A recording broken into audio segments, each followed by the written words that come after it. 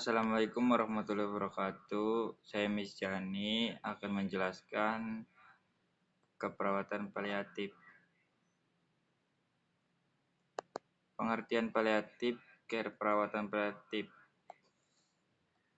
Paliatif care atau perawat paliatif adalah pendekatan yang meningkatkan kualitas hidup pasien dan keluarga mereka dalam menghadapi masalah yang terkait dengan penyakit yang mengancam jiwa melalui pencegahan sempurna dan pengobatan rasa sakit, masalah lain fisik, psikososial, spiritual.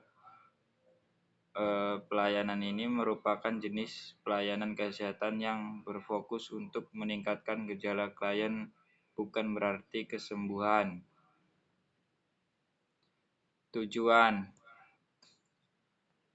Tujuan dari perawat paliatif adalah untuk mengurangi pendekatan pasien, memperpanjang umumnya, meningkatkan kualitas hidupnya, juga memberikan support kepada keluarganya, meski pada akhirnya pasien meninggal.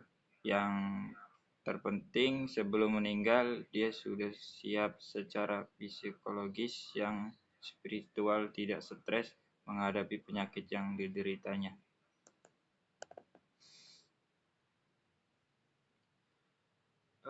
Prinsip perawat paliatif care: meningkatkan kualitas hidup dan menganggap kematian sebagai proses yang nomor 2, tidak mempercepat atau memudah kematian.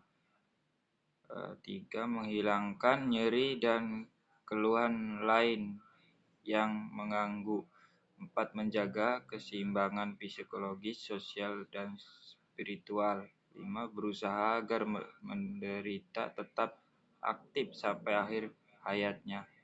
6. Berusaha membantu mengatasi suasana duka cita pada keluarga. 7. Menggunakan pendekatan tim untuk mengatasi kebutuhan pasien dan keluarganya. Dan terakhir, menghindari tindakan yang sia-sia. Hak penderita.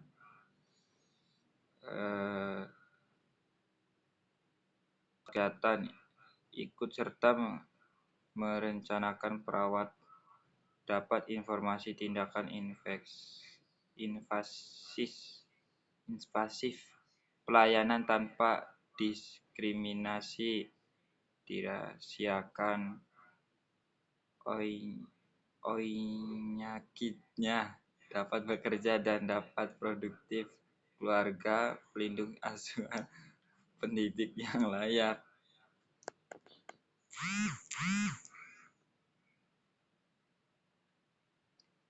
Lanjut.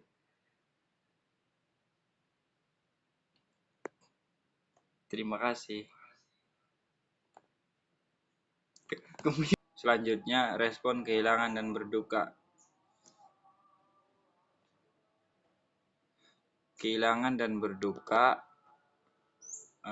loss atau kehilangan adalah suatu keadaan individu yang berpisah dengan sesuatu yang sebelumnya ada kemudian menjadi tidak ada, baik terjadi sebagai atau keseluruhan.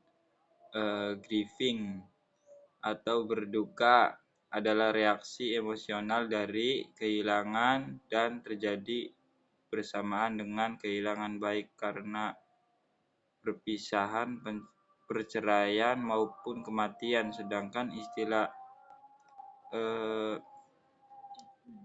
bereavement adalah keadaan berduka yang ditunjukkan selama individu melewati reaksi atau masa berkabung. Nah, contohnya ini reaksi berduka. 1. Denial ataupun pengingkaran. Reaksi pertama individu yang mengalami kehilangan adalah shock, tidak percaya atau mengingkari kenyataan bahwa kehidupan itu memang benar terjadi dengan mengatakan tidak, saya tidak percaya itu terjadi atau itu tidak mungkin terjadi bagi individu atau keluarga yang didiagnosa dengan penyakit terminal akan terus mencari informasi tambahan.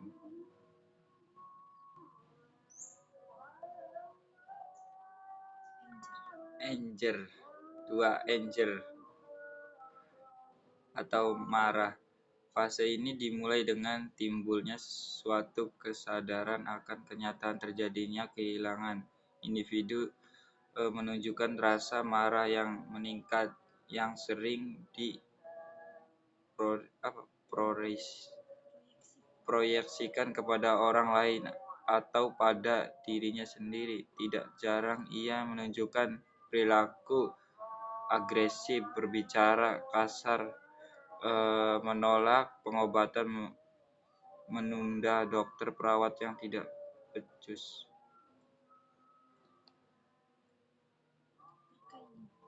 Bargaining atau tawar-menawar. Individu telah mampu mengungkapkan rasa marahnya secara intensif, maka ia akan maju ke fase tawar-menawar dengan memohon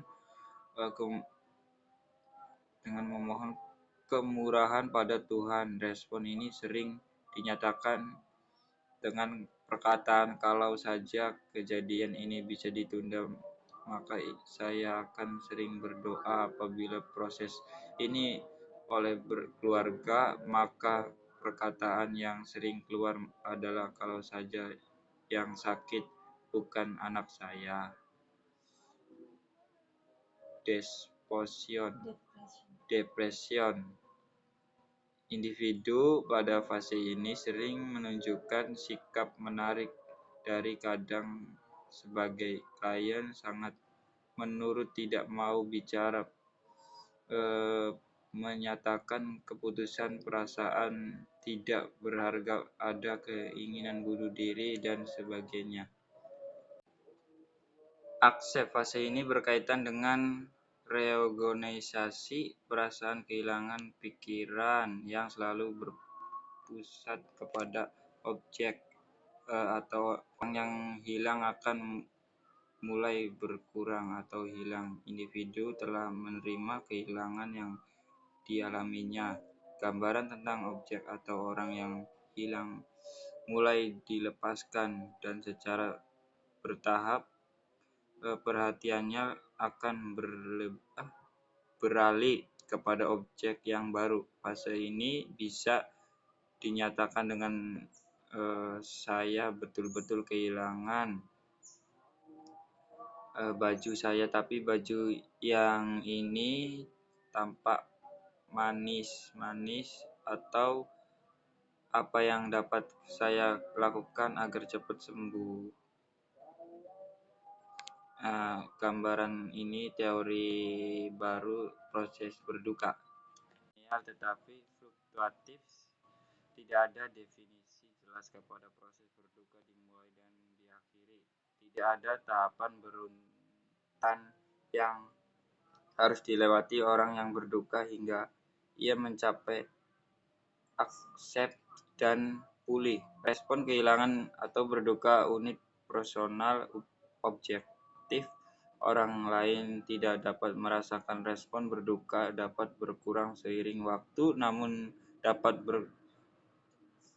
berkultuasi kembali jika ada peristiwa memicu, atau misalnya acara keluarga, hari ulang tahun, foto-foto atau barang kesayangan, dan lain-lain. Terima kasih. Selanjutnya kanker payudara. Definisi kanker payudara. Kanker payudara adalah pertumbuhan sel tidak terkendali di dalam payudara. Kanker payudara merupakan keganasan penyakit yang berasal dari kelenjar, saluran kelenjar, dan jaringan pada payudara.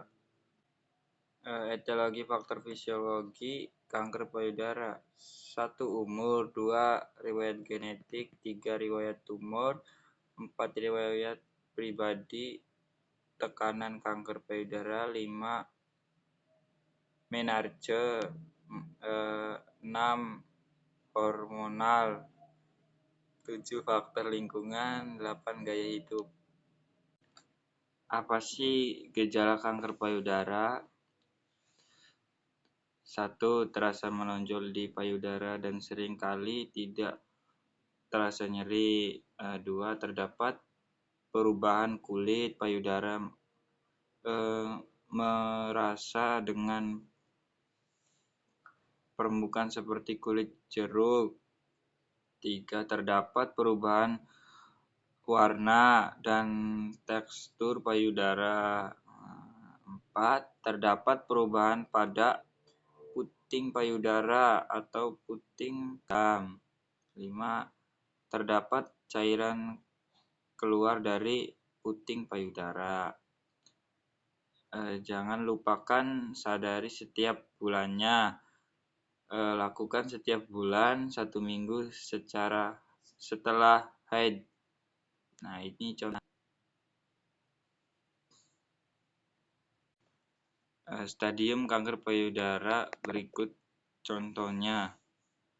Stadium 1, ukuran tumor tidak lebih dari 2 cm dan tidak terdapat penyebaran ke organ lain maupun tidak kelenjar getah bening supraklavikula.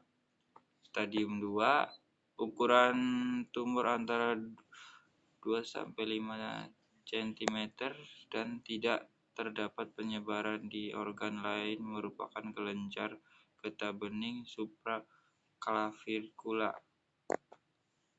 Dan ketiga, ukuran tumor lebih dari 5 cm dan tidak terdapat penyebaran di organ tubuh lain atau kelenjar getah bening supraklavikula.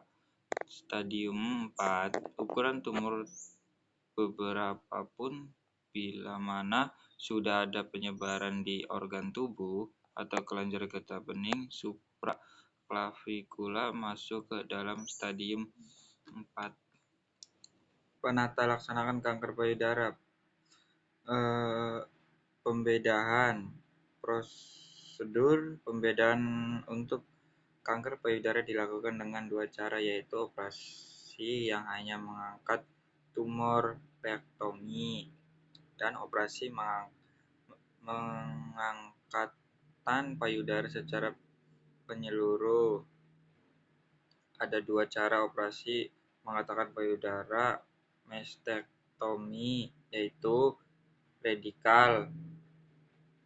Mastektomi adalah operasi yang mengangkat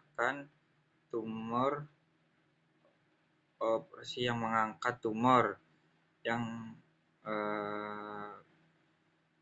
besarnya kurang dari 2 cm di pinggir payudara. Operasi ini selalu dilakukan bersama dengan pemberian radioterapi. Total mastektomi adalah operasi mengangkatan seluruh payudara. 2. Radioterapi. Pengobatan yang diterapkan pada pasien kanker payudara membunuh dan menghancurkan sel kanker menggunakan radiasi sinar X tinggi. 3.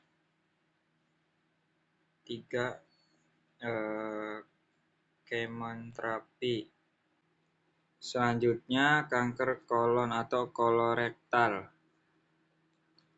Definisi kolon adalah bagian terbesar dari usus besar. Panjangnya hampir 5 kaki. Kolon memiliki 4 bagian, yaitu kolon ascending, transverse, descending, dan sigmoid. Dindingnya memiliki 4 lapisan utama: mukosa, submukosa, muscularis, dispropia dan serosa atau adventitia. Kanker adalah penyakit yang ditandai dengan pertumbuhan sel yang abnormal. Bila hal ini terjadi di usus besar atau rectum, maka disebut kanker kolorektal. Atau American Cancer Society 2017. Etiologi: sebagian besar kanker kolon dimulai dari polip pada lapisan dalam usus besar atau rektum. Beberapa jenis polip dapat berubah menjadi kanker selama beberapa tahun. Namun tidak semua polip menjadi kanker. Kemungkinan berubah menjadi kanker tergantung pada jenis polip. Dua jenis polip utama adalah adenomatous polyps atau anemia. Polip ini kadang berubah menjadi kanker. Karena itu, adenoma disebut kondisi pro-kanker. Hyperplastic polyps dan inflammatory polyps. Polip ini lebih sering terjadi namun secara umum tidak bersifat prakanker. Apapun faktor resiko dari kanker kolorektal berdasarkan National Cancer Institute atau 2017 adalah usia, genetik, riwayat penderita anemia, riwayat menderita kolitis ulceratif kronis atau penyakit kram selama 8 tahun atau lebih, mengonsumsi alkohol, merokok, gaya hidup, atau obesitas. Faktor risiko kanker kolorektal. Faktor risiko yang dapat berubah: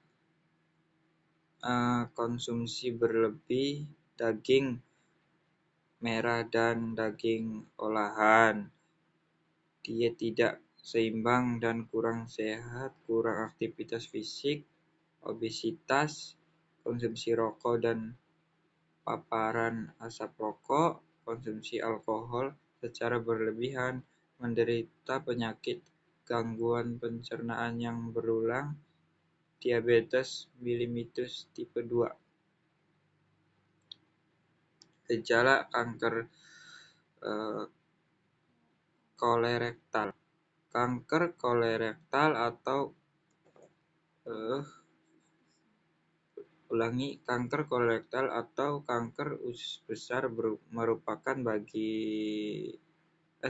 keganasan yang menyerang jaringan usus besar atau kolon dan faktor bagian usus paling bawah sampai anus atau dubur.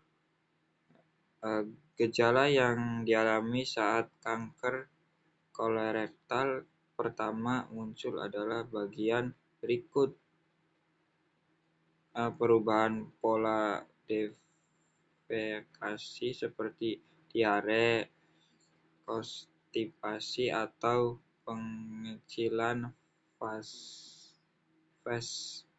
yang bertahan hingga berhari-hari,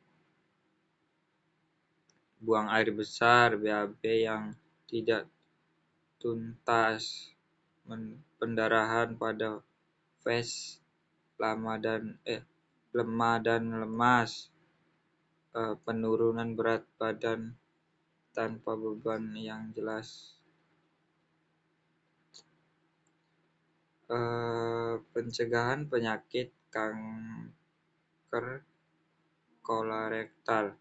Kanker kolorektal dapat dicegah dengan cara mengendalikan faktor risiko yang dapat diubah seperti pola makan sehat, pertahankan berat badan sehat, terus berhenti merokok dan hindari asap rokok dari orang lain, rutin berolahraga, hindari mengkonsumsi alkohol.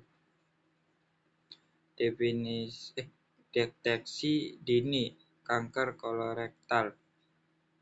Kanker kolorektal dapat ditemukan lebih awal dimulai pemeriksaan deteksi dini dengan cara menemukan polip atau pertumbuhan parah kanker untuk mendapatkan pengobatan yang tepat.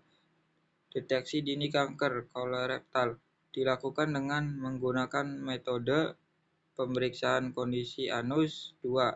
Tes darah samar pada fases, 3.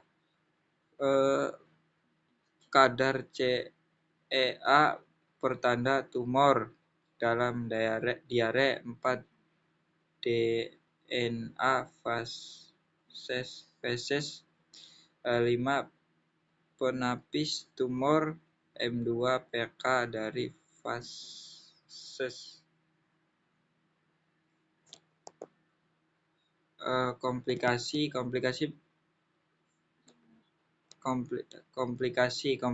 primer dihubungkan dengan kanker kolorektal antara lain obstruksi usus diikuti dengan penyempitan lumen akibat lesi perforasi dari dinding usus oleh tumor, diikuti kontaminasi organ peritoneal, perluasan langsung ke organ-organ yang berdekatan.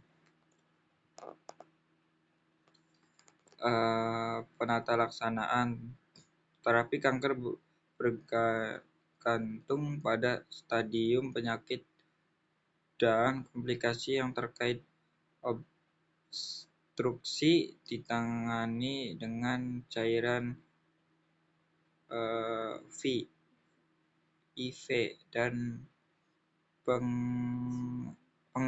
pengisapan reaknosigotrik dan dengan terapi darah jika pendarahan cukup berat, terapi suportif dan terapi lengkap atau misalnya kemoterapi, terapi radiasi, hemoterapi termasuk dalam penata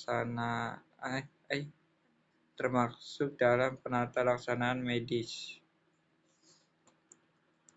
Satu perbedaan adalah terapi primer untuk bagian besar kolom dan reakstat jenis. Perbedaan bergantung pada reaksi dan ukuran tumor dan dapat bersifat kuratif atau paliatif. 2. Kolonoskopi dilakukan pada kanker yang terbatas pada suatu tempat.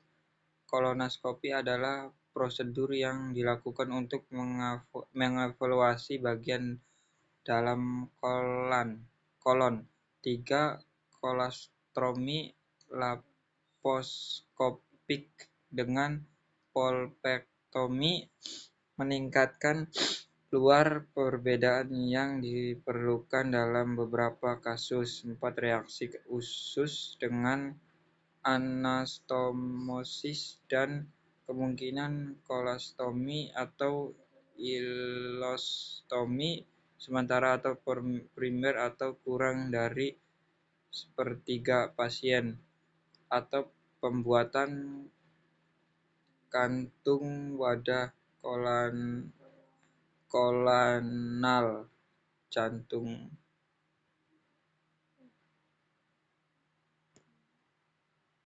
Selanjutnya, gagal ginjal kronis. Definisi gagal ginjal kronis disebut juga sebagai chronic kidney disease. Gagal ginjal kronis atau penyakit gagal ginjal stadium akhir adalah gangguan fungsi renal yang progresif dan irreversibel, di mana kemampuan tubuh gagal untuk mempertahankan metabolisme untuk keseimbangan cairan serta elektrolit, sehingga menyebabkan uremia, yaitu reaksi urea dan sampah nitrogen lain dalam darah. Gagal ginjal kronis merupakan penyakit pada ginjal yang persisten atau berlangsung lebih dari 3 bulan dengan kerusakan ginjal, kerusakan GRF dengan angka GRF lebih dari 60 mm 1,73 mm.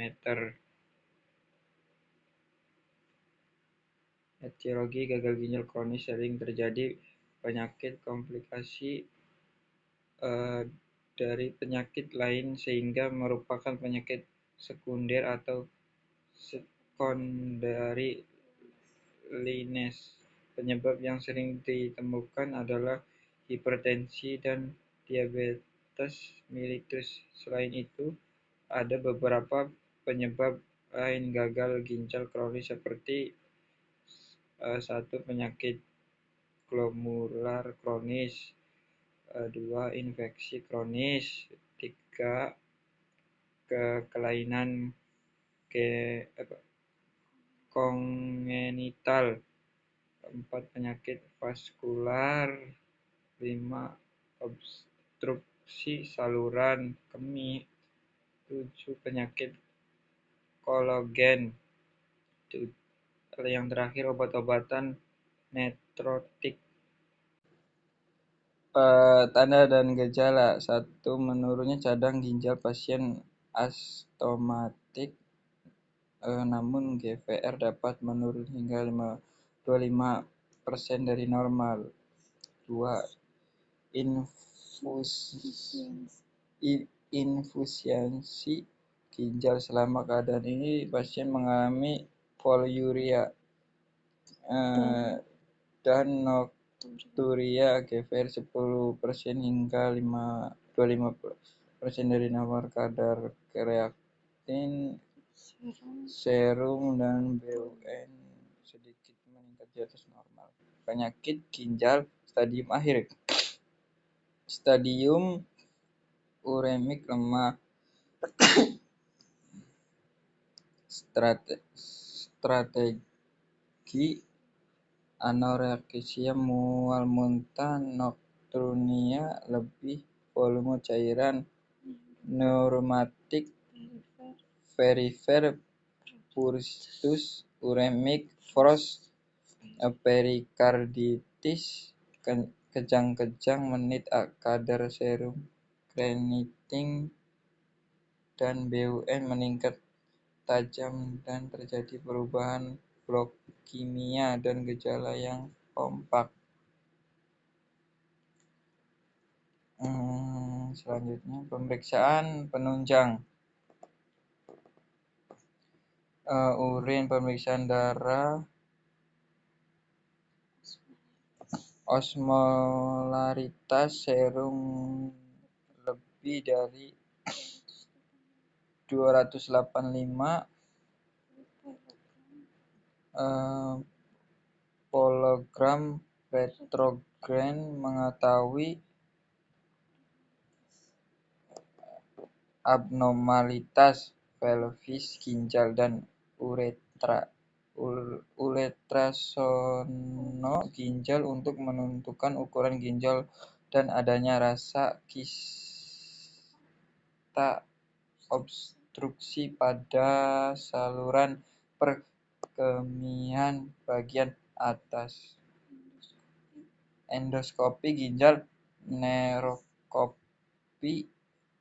neuroskopi untuk menentukan pelvis ginjal keluar atau hematuria, dan mengangkat tumor selektif. Arteriogram arteriogram ginjal untuk mengkaji sirkulasi ginjal dan mengidentifikasi ekstravaskuler massa EKG atau elektrokardiogram, ketidakseimbangan elektrolit dan asam basa.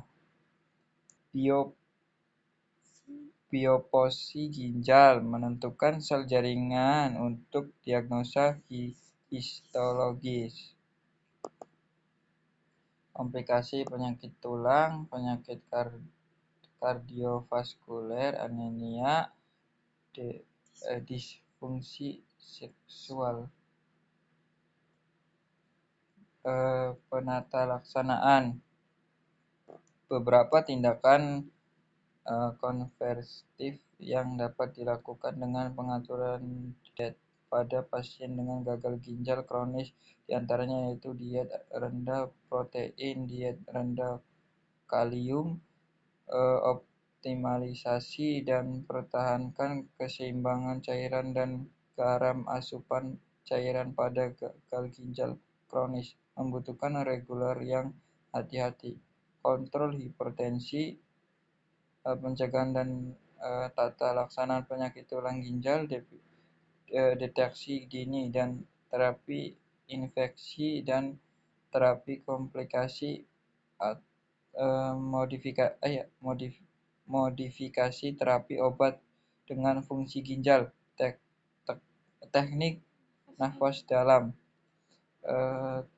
Terapi mengganti ginjal dapat berupa hemodialisis, CPD, atau continuous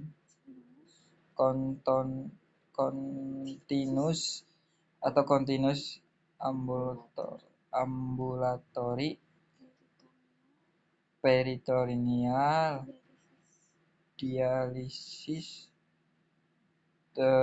transplantasi ginjal.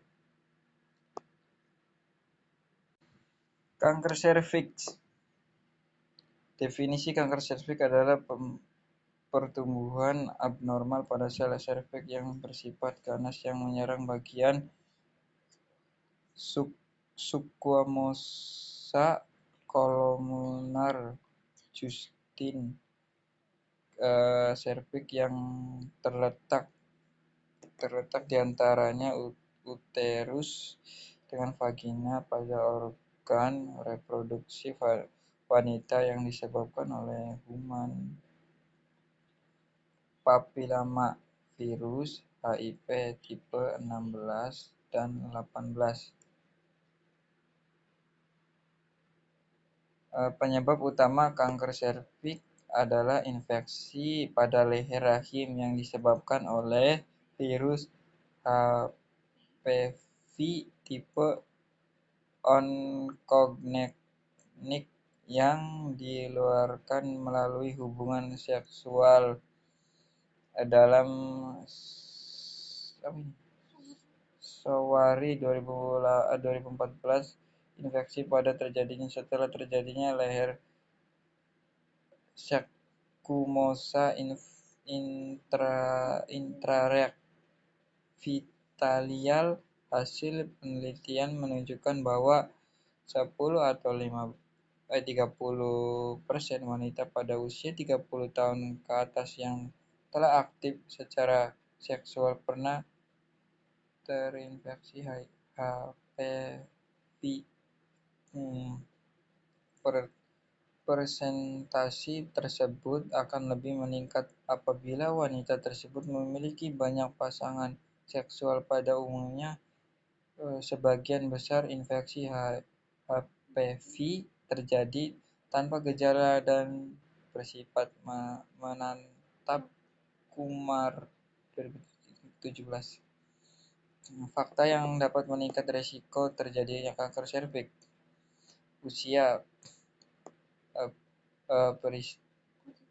paritas merokok, diet, Terus penggunaan kontrasepsi oral jangka panjang menggunakan sistem kekebalan tubuh, pasangan seksual lebih dari satu, status ekonomi, personal Higgs, riwayat kanker serviks pada keluarga, manifestasi klinis. 1. Keputihan atau keluar cairan encer dari vagina. Gatal yang keluar dari vagina ini makin lama akan berbau busuk akibat infeksi dan nekrosis jaringan. 2. Perdarahan setelah senggama yang kemudian melanjut menjadi perdarahan yang abnormal pada fase invasif yang dapat keluar cairan berwarna kekuning-kuningan dan berbau busuk. 3. Bisa terjadi hematuria karena infeksi kanker pada traktus urinarius. 4. Timbul gejala-gejala anemia bila menjadi perdarahan kronis. 5. Kelemahan pada ekstremitas bawah. 6. Timbul nyeri panggul atau di perut bagian bawah apabila ada radang panggul. Bila nyeri terjadi di daerah pinggung ke bawah, kemungkinan terjadi infasilitasi kanker pada tersebut saraf lumbosakral. 7. Pada stadium lanjut, badan menjadi kurus, sering karena kurang gizi, edema kaki timbul, iritasi kandung kencing dan poros usus besar bagian bawah atau rektum terbentuknya bristle veskovaginal atau rektovaginal. Atau gejala-gejala akibat metastasis jauh. 1. Pap smear IFA atau infeksi ritual asam asetat. 3. Servikografi. 4. ginekoskopi. 5. Pemeriksaan penanda tumor atau PT. 6. Biopsi kerucut. 7. MRI atau CT scan abdomen atau pelvis. 8. Tes seluler. 9. Pemeriksaan darah lengkap.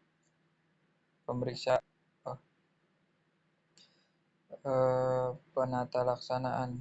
1. Mengenai beda kanker serviks, kronterapi,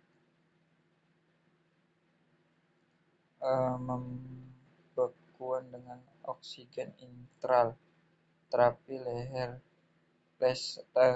laser. Sebuah sinar laser digunakan untuk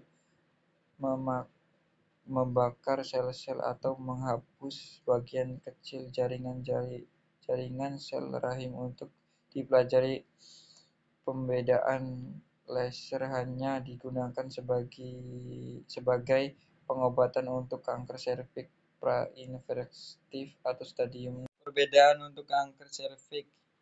Histerektomi sederhana, rahim diangkat. Terapi tidak mencakup jaringan yang berada di dekatnya, baik vagina maupun kelenjar getah bening. Punggul tidak diangkat.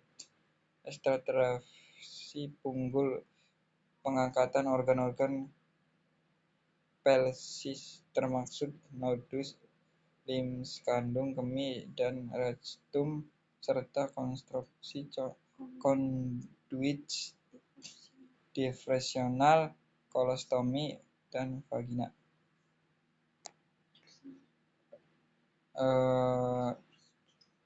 Koloskrogi, sebuah periode metal yang didinginkan dengan nitrogen cairan dimasukkan ke dalam vagina dan pada leher rahim. Konisasi, sepotong jaringan berbentuk kerucut akan diangkat dari leher rahim.